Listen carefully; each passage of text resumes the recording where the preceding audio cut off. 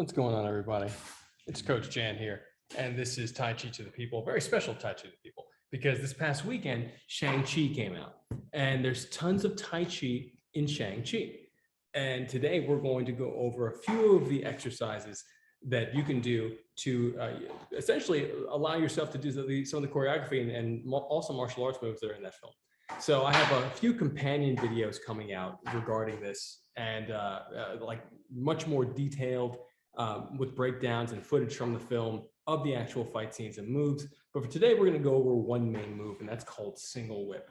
And before I continue with the concept of single whip, I'll let you know that this is, of course, Tai Chi the People from Justice for Hire, the first crowdsourced cinematic universe. We're making a show with the community, and you can join the cast from justiceforhire.app.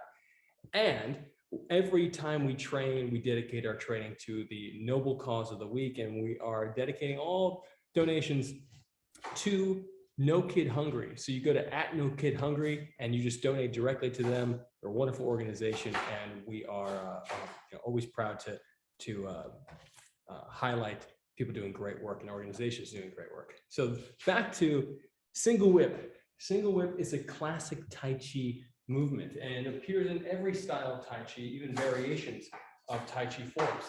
So single whip here, and we'll do this version is the Wu style version. So Tai Chi, if you don't know, of course, is a martial art. And boom, we're softening the elbows and pushing the shoulder blades in, because one of the things that Tai Chi focuses on is the circulation of energy through the body, Qi, etc.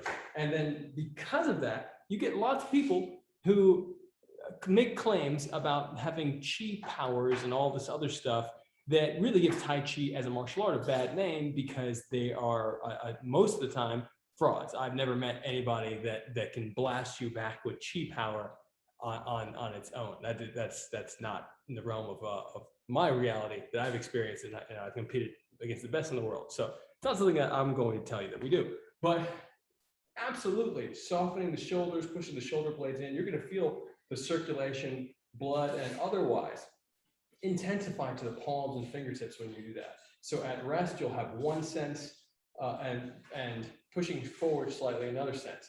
And that's very different than lifting up the shoulders and flexing up here and feeling all that tension there. So you don't have any of that. You really want to soften out. So this is the Wu style version of single whip. Single whip, you're holding an arm, and there are many variations, because some people say you strike with it. And of course, this is a crane fist, which means in Kung Fu, they strike with it, they hit with the wrist, and they also grab. In Tai Chi, you don't grab as much hard, long grabs as much as you do snatches. Snatches are essentially grabs for a moment to bridge to another moment. So snatching and bridging to another moment. As a matter of fact, I have Autumn walking by. If I could use Autumn for a second just to showcase this wonderful single whip move that we're going to be working on today and variations of it. In the Shang-Chi film, you see him throw a punch, essentially. And I'm doing the reverse, but let's do the actual one here. So you see him throw a punch. And this punch, we can also do a push if someone wants to do a push. Essentially, you come up on the inside, or Shang-Chi's mother comes up on the inside, and she does this kind of spin move. We're going to do the practical version without the spin move, which is just a sidestep. And sidestepping, getting the control of the wrist with the crane fist, and using the other part of the single whip to get on the tricep or the shoulder area to control the body and stepping around. So as you can see, dragging around, I'm retracting my leg, which you can't really see because of this angle, but essentially having this wonderful control. So we're going to work on that. Thank you so much, Alex. We're going to work on that. We're going to work on the concept of doing this by yourself before adding a partner in. So here we go with single whip. And I've never shared this on YouTube before, or even on video before. In general, I share the partner drill like I did with Autumn, but not necessarily the drill you can do on your own, because so many forms have single whip and so many different variations of it. But this one is specifically for grappling, specifically for whether it's competitive push hands or any grappling you're doing. So we're going to start here with our feet shoulder length and a half apart in our half horse stance, meaning the tailbone drops down, imaginary strength, lifts you from the top of the head, softening the chest. We're out here. And now we're going to, this is the hold, this is the press. We're going to retract our leg. So we're going to take our right leg, to my right hand is the crane fist, and that leg is always going to be the one retracting. To give you a more of a clear idea of the shape of the movement of the leg, rather than stepping back or stepping directly across, you are whipping the leg, retracting it behind the body. So you're whipping it from the side. I'm going out and behind. You'll see this in lots of beautiful Tai Chi movements, but this has a direct effect on the spiraling motion, downward spiraling motion that you'll put onto an opponent, spiraling their body down into the ground, spiraling their body down into the ground, spiraling their body down. So notice that we keep on spinning the leg around and then sinking. So let's do this as a Neigong or Qigong exercise. Holding here, inhale, step behind, exhale, shift the weight back and sink on the grounded leg that you just retracted. Now shift the weight again onto the back leg, retract the front leg and shift back. Inhale onto the back leg, exhale into the retracting leg and spin downward. Notes here. When you do this with an opponent, it's always going to have a different effect based on the weight, your weight compared to the opponent, the amount of how sharp the angle it is that you're cutting with the retraction, and the amount of your own body weight that you're actually dropping into the opponent's arm. So it's your weight, your opponent's weight, and of course, the angle at which you use your weight. You don't necessarily have to be heavier than your opponent to make them go down. The purpose of this move, twofold, depending on the angle. If you are angling down, you probably want the person to hit the ground, to go onto the ground. If you are the person hitting the ground, I recommend this fall to protect your face, this posture. So you're going to use the meat of the forearm to slap the ground. You don't want to hit the ground with your arm here. You want to really, really use this, create a little bit of distance and a nice shock absorber, boom, going to the ground. Of course, as you're hitting the ground, you're going to turn your face to the side, left or right, to protect the face from getting impacted into the ground. So left or right, I would probably turn to my right if my left hand is used, turn to my left if my right hand is used. That's how you're going to protect yourself if you're the one going down from the armbar, this armbar version of standing armbar version, single whip. That said, it always depends on the amount of, on your focus, and how you're focusing the weight and the pressure. So holding here, and you can even hold this posture. You really want to feel strong in this posture. You can do 6 breaths, drawing the color into the belly. Exhale through the open palm. Inhale through the gripping hand, through the fingertips. Exhale. And notice that when I'm doing this, I'm still seated. I'm in my half horse stance. So I'm still working on my posture and my stance work, the strength of my legs.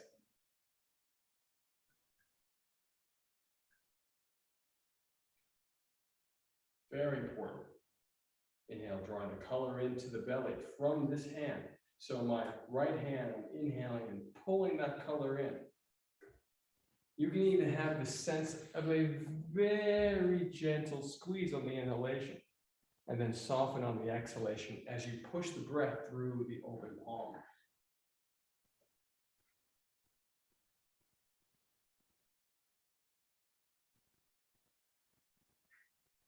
Very important.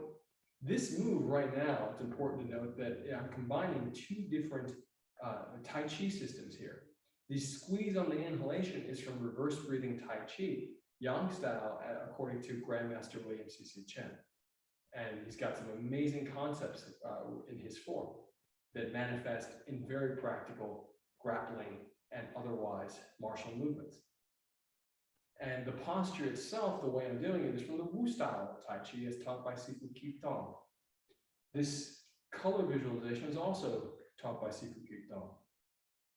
Inhaling in through the arm and out through another arm, using the belly as the focal point.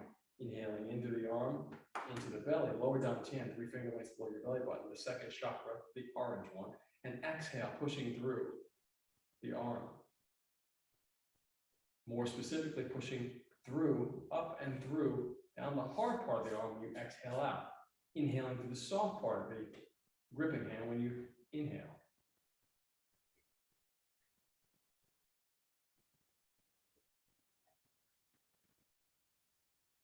So standing here for 6 breaths or even more. 6 breaths is really for Zoom and for YouTube. So like if you really are serious about any of your Qigong stance work, you're going to hold this for 20 minutes to an hour to a few hours. And not just this posture, you'll probably do multiple postures and multiple movements within this structured posture. But for the purpose of this video, we're going to hold this for, I said 6 breaths, there's been a lot more because I've been talking. Inhaling in, exhaling out. Now, bring this to the practical grappling side. This is the holding of the wrist and the arm, as I did on autumn earlier. You can always rewind to see that again. And this is the postured hand. The hand is placed on the tricep or shoulder. So now we're going to retract the leg. If I was grabbing with this hand, the same leg is going to retract. So the opponent's body, their head is facing this way, their body is out, I have the right arm. I'm retracting my right leg, boom, bringing my weight into their right arm. Notice that I did a half retraction from the other ones I just showed, which means that the angle is not as sharp. I'm doing that just to give you a sense of the step. So right now I'm only stepping about 90 degrees. This wide step, this wide 90-degree step, is only going to get me so far. You have to have a fairly weak opponent for this to work on them. So for stronger opponents, you're going to have to cut the angle more sharply and angle your body more in a downward motion. And when I say a downward motion, I really mean closer to a Wu style stance, which means that you're angling the body in a straight line from the heel to the top of the head. So you retract and then you angle the body. And that's how you get your weight to drop down without overcommitting your weight forward. So you're going to step back, boom, into this stance that you essentially have what we call an A-frame, straight line from the top of the head to the heel, straight line from the nose to the knee to the big toe. Or as Grandmaster William C.C. Chen says, toe-knee nose, toe-knee nose. So again, let's start here from our meditative stance, not meditation, but meditative. Our Qigong half horse stance posture. And we're going to retract the leg. I'll step back here for a moment so you can see even more of the body. Retract the leg, exhale, shift the weight. Retract the leg and exhale, shift the weight. Now I'll say this, you have to be cautious of your kneecap when doing this. The kneecap of the leg that you're leaving. And one of the ways you're going to do that, to take pressure off the kneecap so you're not grinding the kneecap, you don't want to do anything like that. You always want to be very cautious of the knees and keep the toe and the knee pointing the same direction at any given time. So you'll never see my foot turn without my kneecap. I turn my knee, which means I open my hip. If my kneecap turns, my hip opens. So all of it is connected intentionally. There are people who do not do that, and you are more prone to injury if you do not do that. So to maintain the knees, you want to do this. That being said, with this posture, with the movement, with the sharp angle, here's a moment where I'm still, I'll back up a little bit, where my foot is still has some weight on it, and I'm turning into this, pivoting on the heel, but turning into the back leg.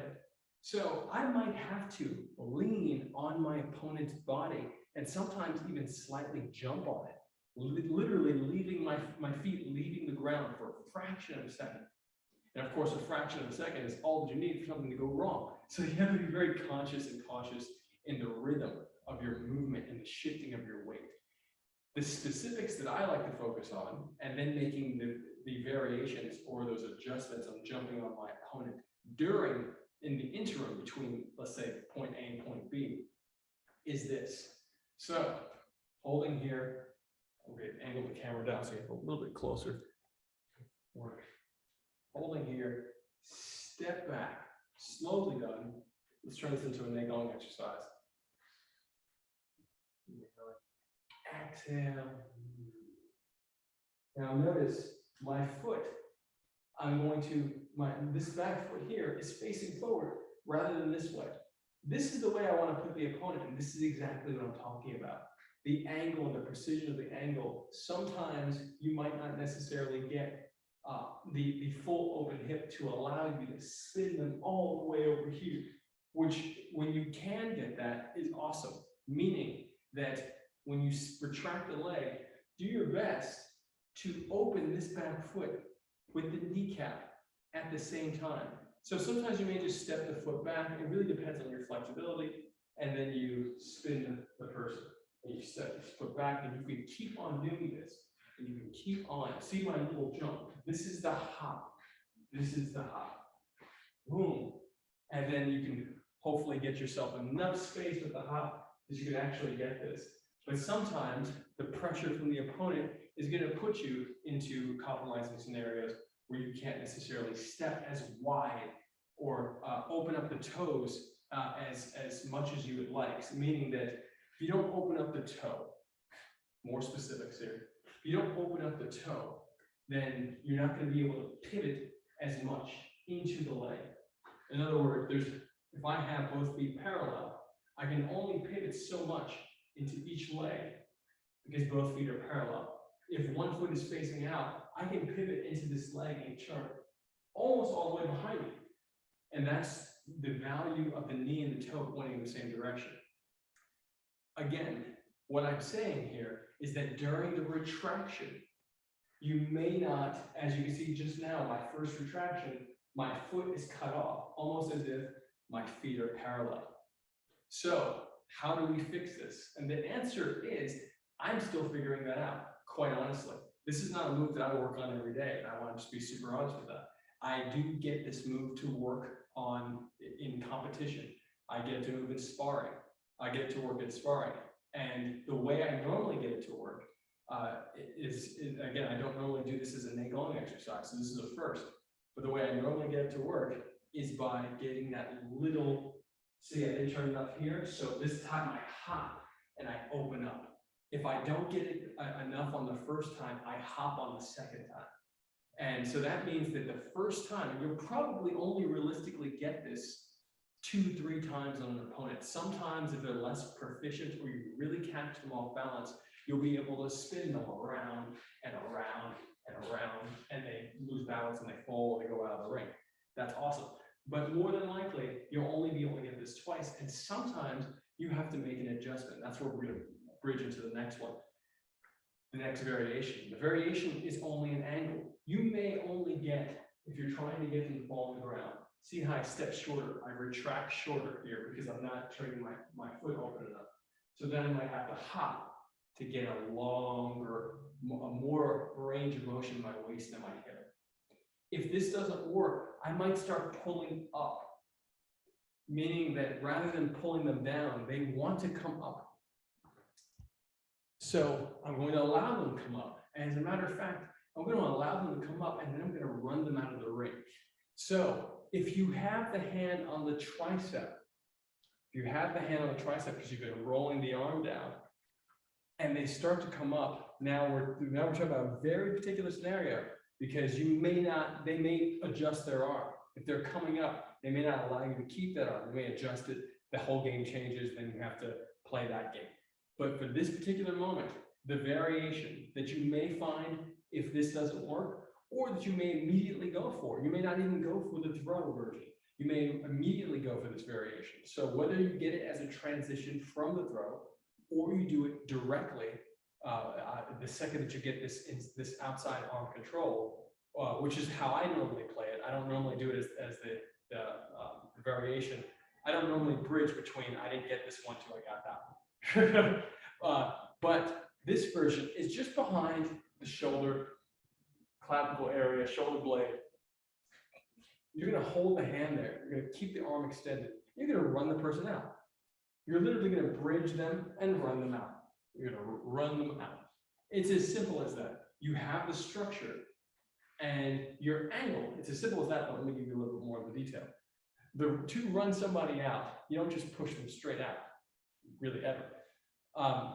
This version, especially if you want to leverage whatever motion that you got to achieve this angle on their body, meaning that if somebody's arm is out and you're somehow got on this side, how did you get there? More than likely,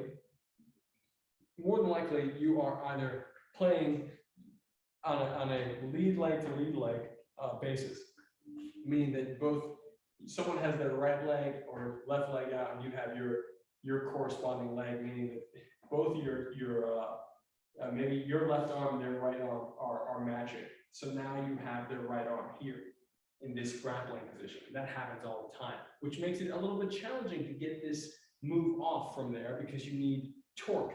You need to spin to get that motion. And if you're here leg to leg, arm to arm, and you're playing wrestling here, trying to push them out, getting this inside control, creating this little barrier by spinning the fingers in. This is Greco-Roman judo, Tai Chi, all of them have this little posture. So if you have all this happening, you probably won't be able to get that move from there. So that means that the way that you're going to achieve this motion, this movement, is by someone, as I stated in the beginning of the video, pushing on you and you turning. So they're pushing on you, you're playing, boom, you sidestep, and then you push, you drop down, and you start to push forward and up, and running them forward and up from the arm, meaning that your control is emphasizing their shoulder and lifting their shoulder up to disrupt their hip and their balance. So the shoulder, you can torque their shoulder slightly as you push forward and up. You might even want to push forward and up and slightly in on an angle to get them to go over their shoulder, or to even pull the shoulder out of the socket on the opposite direction. So either pushing into them or moving away from them and running the body out. And you'll probably only be able to get this for a few steps as well, which means that you only would use this if you're in a sports Tai Chi push hand setting. You would use it to push somebody out of the ring. If you are in a ring and you're fighting, you would use this to push somebody into the ropes or into the cage. If you are in a real life, unfortunately, a real life, scenario in which you have to utilize this, and there's a physical martial moment. I don't like to say violence because normally, if you're a martial artist, you're not causing the violence. You are responding to it in a compassionate way. And sometimes compassion is knocking somebody out. Okay, I'm not going to say that isn't a form of compassion. But if you have to use this in a street fighting scenario, this is you pushing somebody into a chair, or table, or into some object that essentially allows you an advantage. So the only reason to push somebody is for an advantage, pretty much ever. And that advantage could be disrupting their balance, setting up a strike, throwing them off on their to the ground if you push them on particular angles, etc., or getting distance to run because you may want to run. So let's do an exercise with the concept here of this exercise, a drill with the movement. Step on something. Oh my God, it's fell apart. So we're here and let's step. Dropping down, so we're going to step, we're going to drop low, we're going to step up. And because we have the hand extended, we know that their arm is out this way, that there's an idea going this way. Even if they want to pull it back, our intention was to expand the idea that way. So we're going to agree with that, and we're going to push and we're going to step up on an angle. So let's do 3 steps with 3 levels, meaning we start low, we have the arm, we start low, or we have the arm and we drop low. That's even better.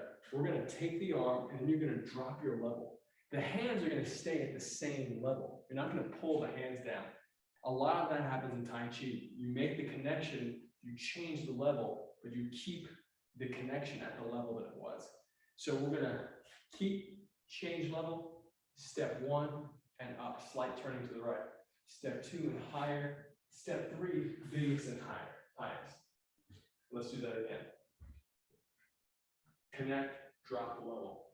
Step 1, higher. Step 2, higher. Step 3, higher. And on that step 3, really want you to turn your waist, meaning that it's as if you're just throwing something out, throwing it away, whipping it off.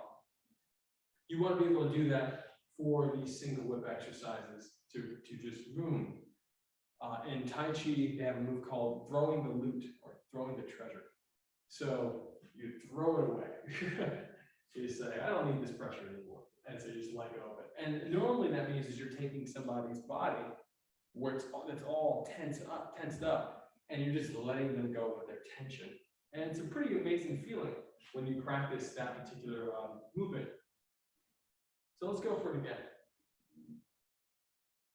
And then we'll switch sides. We'll do 3 more times. That means 3 sets. Make the connection. Drop, level. Step 1, up. Step 2, higher. Step 3, and turn. Again. Connect. Lower the level. Step 1, up. Step 2, higher. Step 3, highest, and turn. Use the waist. Make sure you feel the waist and the hips turn. Now let's switch sides. We didn't do the other version downward, so we'll come back to that after this exercise.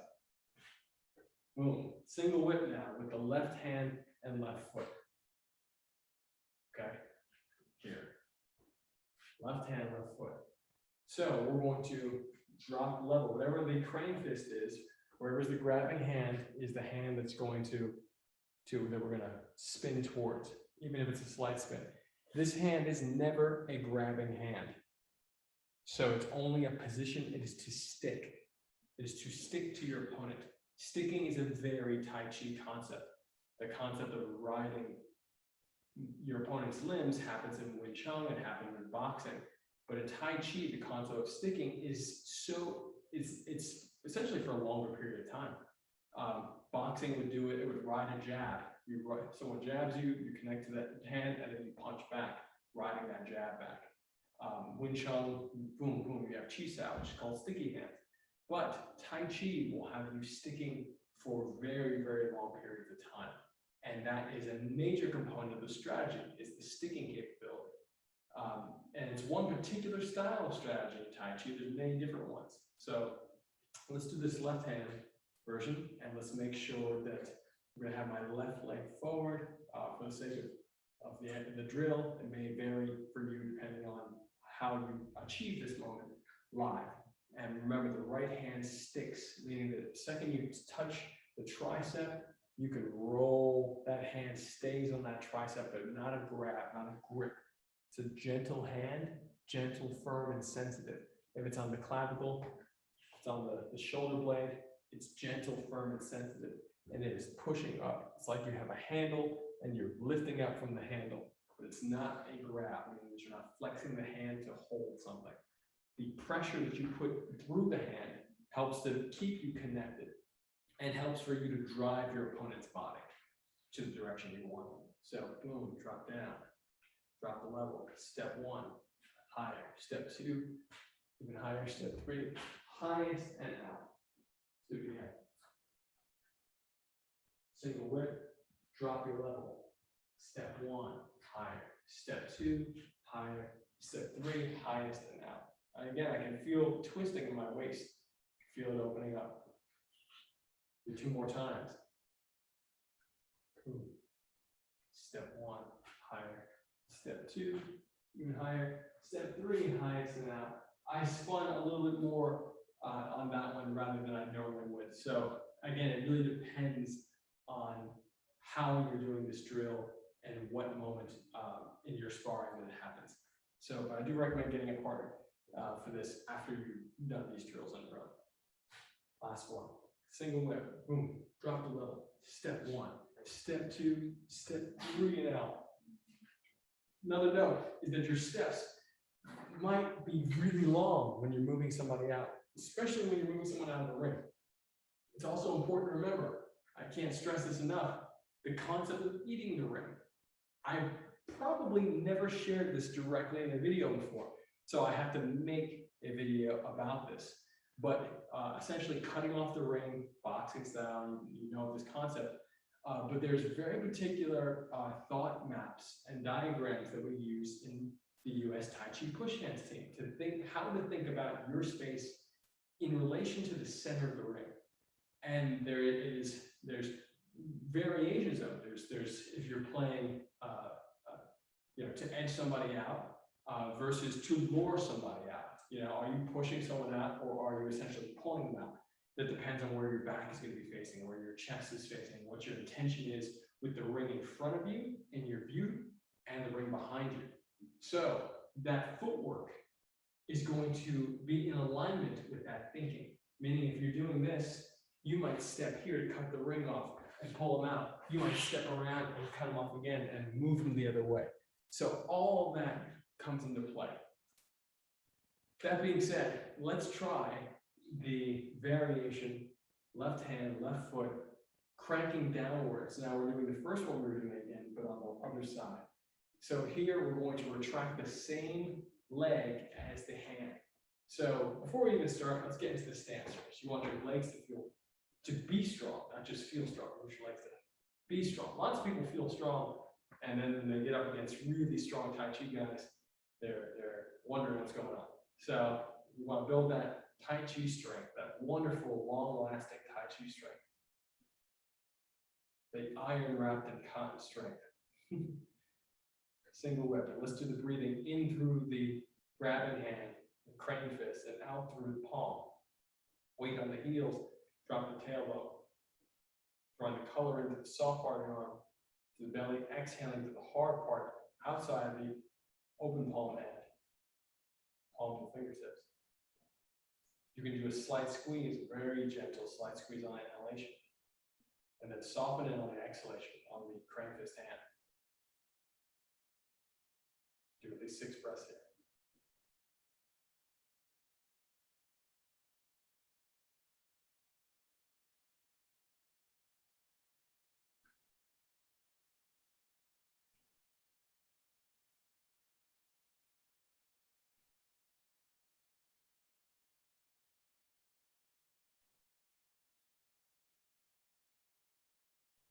Okay.